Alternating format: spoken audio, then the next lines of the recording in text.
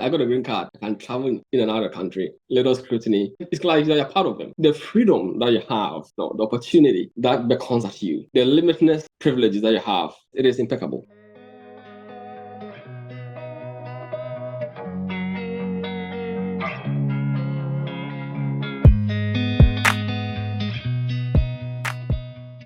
So luckily, when I got H1B in 2022 October, I came back to America and I started working. So as and when I was getting my salary, I was putting everything into the EB1A. So I even paid for, I got additional credit cards. I paid for the premium processing to get it done within 2 weeks. And afterwards, when after 2 weeks, I got approved for the first portion of it. I told him, I saw online that they were giving, I spoke to my other colleagues and they told me that, look, the first part is the problem, but the second part can take years, or several months. So I was thinking, I can't wait for that long because, the H1B also ties you to your employer and you can't do any side job. And I was saying, look, I need enough money. I mean, this one job's enough. So what can I do to get to do more jobs? In that case, I had to get free myself from H1B. So that's why I paid for the premium processing to get it early. So by early December, I had it. And the next stage, I was being told I have to wait for several months. I said, what? So I went online and I saw that they were giving some fast track processing for health workers. And I said, voila, this is what I want. I think I qualify for this because I'm a pharmacist, I work in the lab, I'm a scientist, and this is what they need. And I think I overqualify for that. So he added all that to it. And can you believe within 2 weeks after he sent it, I was called to come for my fingerprinting and it was sent to me. And oh my God. It was very seamless and smooth. Like I told you, I've already sent you guys like 5 referrals or so. One of them has already obtained her own, and she is just waiting for a visa because she's not in America. And whenever I get people ask me, I just refer you guys to them. So I think working with you guys was seamless. Why do I say that? First of all, everything was electronically done. And especially when it went through, one of your admins, she sent me some files to sign because those ones would be done online. And it was well arranged. I mean, I was so impressed about it, how careful she had arranged everything, putting like those tags on it, like saying sign here, sign there, Everything was easy. I mean, I really enjoyed working with you guys. So once it was approved, oh my God, I was like a bird let out of a cage. I was so happy. I mean, I said it to my family and friends, oh my God. Everyone was happy for me. It was one of the best days of my life. And the good thing about it was a March, My birthday was in March. So it was a best birthday gift for me. Yeah. But right now, with this freedom, I can just explore the country. I can do anything I want to do. I can fly home and fly back. Initially when you're flying, I remember the first day I was coming to America. I was flying by British Airways, and they didn't allow me to board the flight. You know why? Because of COVID. They said no, you can't go through British Airways. You can't go through Europe. You have to take a direct flight. And I lost my money. I lost so much money. I was so angry. But if I had a green card, I would have lost that money. I would have stopped at the airport overnight for the whole night. Wake up in the morning and book another flight. With my credit card and all the costs involved. So once you have the green card, you can fly at ease. You can now, when you go to the airport, they have that I've got the name. That international, you just do it on your phone. You have to join a queue. You go to that. You just walk through and then you're done. So when you get to the airport, you can see the segregation, right? If you're on a visa, you go there. If you're on a green card or a citizen, you go that side. And those on a green card and citizens, they were the envy of those of us who were on visa. Like at the airport, you look at them, oh my God, how do I also get there? Because our queue was long, you had to go through a lot of scrutiny. But when I got a green card, I can travel in and out of the country, little scrutiny, like it's like you're part of them, you know what I mean?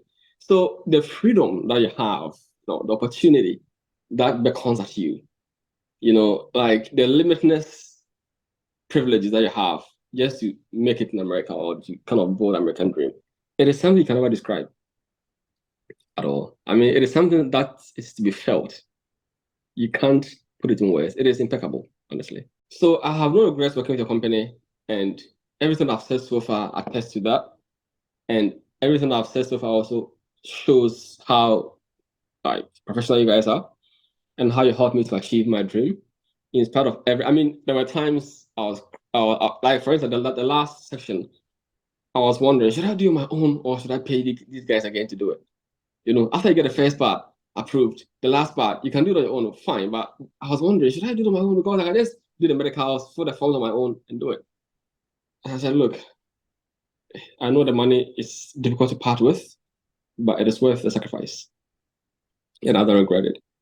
Because having gotten it in 2 weeks, not having to decipher in my mind if I'm answering the questions right or filling the forms right, knowing that these are experts who can do it better. And I don't know any other adjective to use, but yeah, I have no regrets. So whenever I know anybody who comes to America on a J1, the first thing I tell them is work on your green card. That's the first advice I give them. Work on your green card because of where I was and my situation. Look, I have a colleague recently who's working for the New Jersey Department of Health. He's on J1. But do you know his problem? He has got his first one passed, second part, he's not in the queue. And he chose EB2. And because of that, he's not even been called. He's in the queue and he doesn't even know when he's going to be called. Meanwhile, excuse me, his J1 is taken. It's taken. So my advice to anybody listening to me is look, once you get to America, don't wait. Go for it. Go for a green card. If you don't qualify for EB1, fine. At least try EB2 or NIW. But if you qualify for EB1, go for it. You have the articles, you have the research experience and background, you have the referees to back it up. You have demonstrable evidence online that the people can check online and see that look, this guy have or has all these experiences and he's worth coming to America. They'll give it to you. Why not? So America is a land of limitless. Look, I was working in South Africa and I know how it was there. I wasn't a citizen. They weren't giving me a job. I worked my ass out. I was working from like dawn to dusk, right?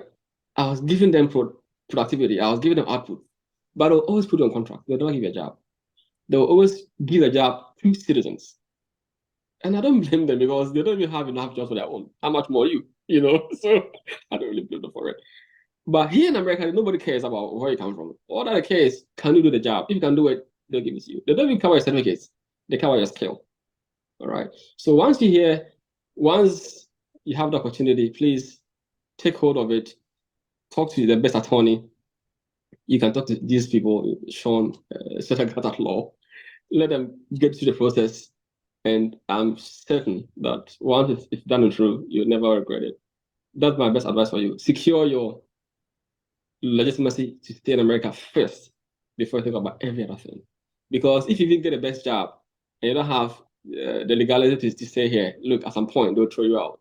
So the first thing to do in America is to secure yourself permanently. That is the first law of life here in America. If you don't have any permanency or legality to stay here, forget it. You never have peace of mind. You never have the freedom to explore and do whatever you want to do. So as long as you're here, as long as you are determined to stay here, part of this big country and big family, then the first step is get your green card.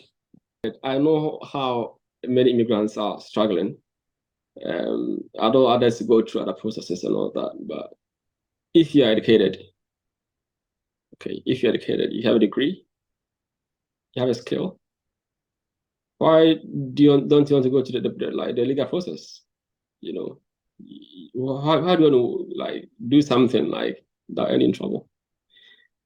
Because you can hide, but to what extent? I mean, at some point, you found out. So my appeal to all immigrants is, I'm sure you're here because this place gave you an opportunity. I mean, it changed my life. When I was in South Africa, I wasn't living in this plush apartment that I'm in now. I couldn't even afford it. I didn't even have a car, for Christ's sake. I was walking. Instead of all my degrees and all my education, I saw the South African citizens, young and old, riding posh cars. And Look at me. I was working hard. I had all the degrees and I didn't have a car. I go to America. I go to New Jersey. First 2 weeks, I get a car. And it was the best car. And it was even a new one. It wasn't even like an old one. It was a new one, 2022 model, new Porsche, given to me, fresh. I got the best apartment. I get good colleagues. So your life changes overnight. Once you get here, you move from, as we said, grass to grace, so to speak. And why would one like lose this opportunity? I worked so hard. I had nothing. Right now, I can send my parents money. At first, I couldn't even send them money. I just sponsored my siblings to Canada. There were two. I paid their fees. How could I have paid that? It's not cheap, right? But I paid it quite because of this opportunity that I have. So it didn't only change my life, right? It changed my siblings' life, changed my parents' lives. Now they can expect to get some money from me every month. I help my friends. I remember I set up a fund back home, $10,000 to help people to start their own businesses. All right. And it has helped more than 20 people and counting. People are still coming for it, for the funds. Because I am here. I was able to set up that fund. So that is how you can change people's lives, right? When you get a big opportunity and you're not selfish, of course, and you're able to also reach out to other people who also need your help. So I'm talking to all immigrants like, look, this is a good opportunity. It will change your life. But before you can change that life, you have to make sure you're here legally. And to get here, and to be here legally, you have to go through the process and get a green card.